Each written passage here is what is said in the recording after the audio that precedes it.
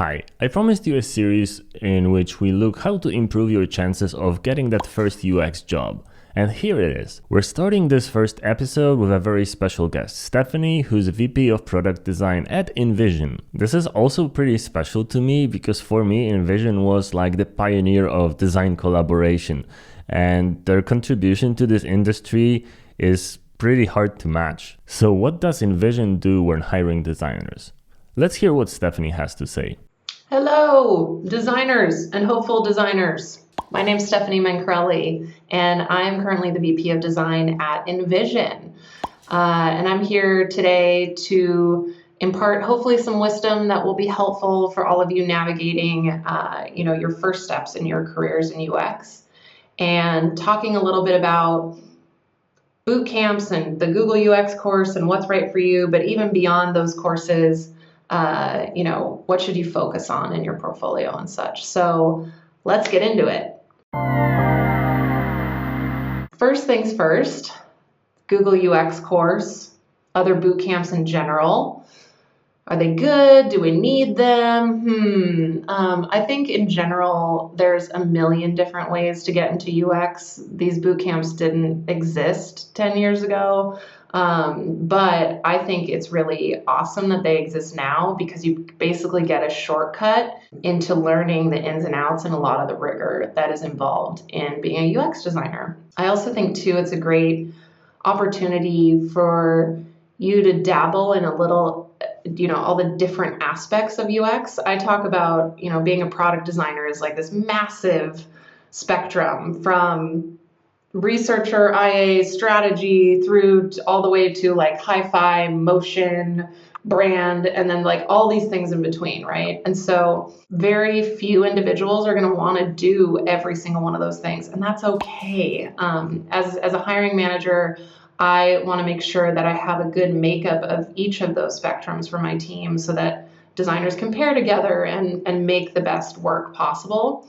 So one thing I would suggest any designer trying to go through a boot camp or get into the field is what aspect of that spectrum really sparks joy for you? What area, are you most passionate about that you just can't get enough of, right?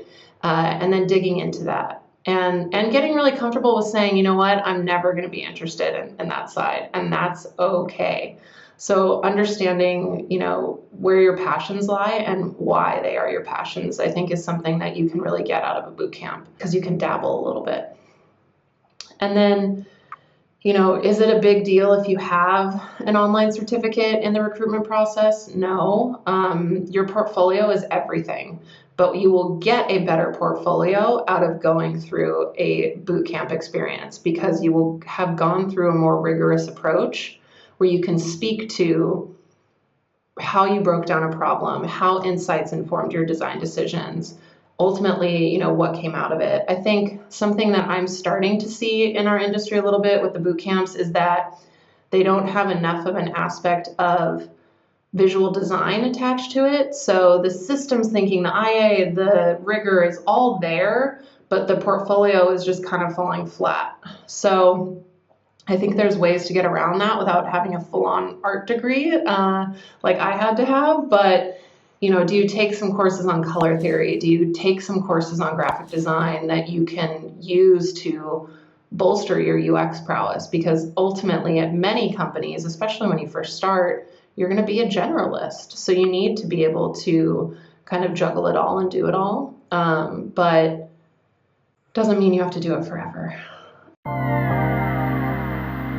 What would I suggest junior designers focus on to stand out and get the job they want? So many things to unpack here. I think the biggest thing is your portfolio and understanding which companies that you really want to join. I think a lot of people just go straight for like, oh, I want to work at Netflix or Spotify or whatnot. And that's totally great. Shoot for that, interview for that.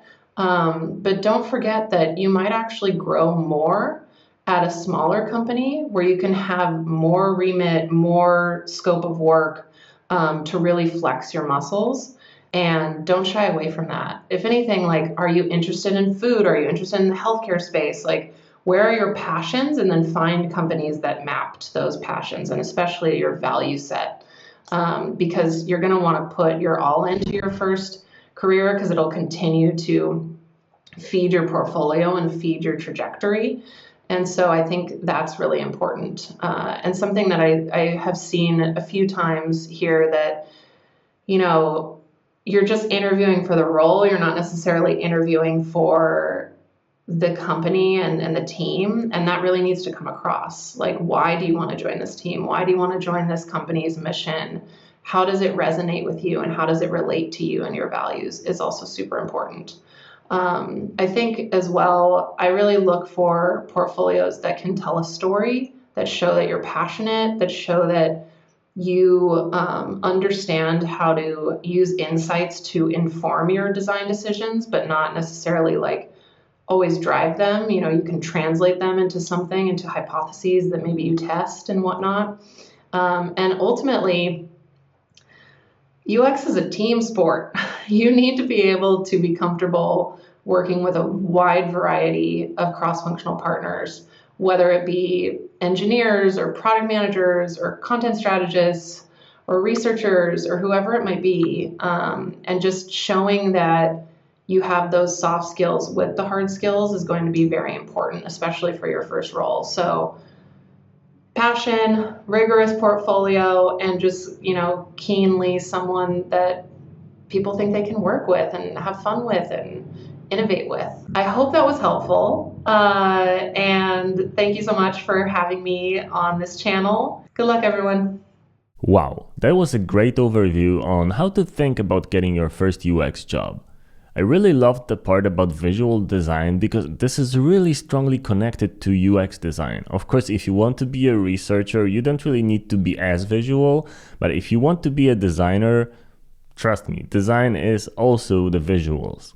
The other thing that I liked a lot is researching the company and its values, because we had a couple of interviews at Hype4 where we clearly see that these people only seen the job posting or the job ad, and they never even went to our website to read about what we do.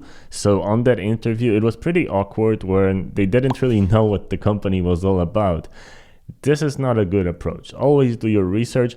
And yes, also find out if the company has the same values as you and if it does things that are interesting to you. Just the fact of doing UX is not really gonna be enough to keep you motivated for a long time. So to stay motivated, find a company that does something that you particularly like. Something that is basically within your area of interest, and then just add that UX on top of it. Okay, that's it for today. Thank you InVision and Stephanie for being the first in the series, and I'm of course also talking to some other companies, very exciting ones, but I can't really reveal anything because it takes a little bit of time to prepare a video like this. Thanks for watching, like, subscribe, and have a great day. Cheers!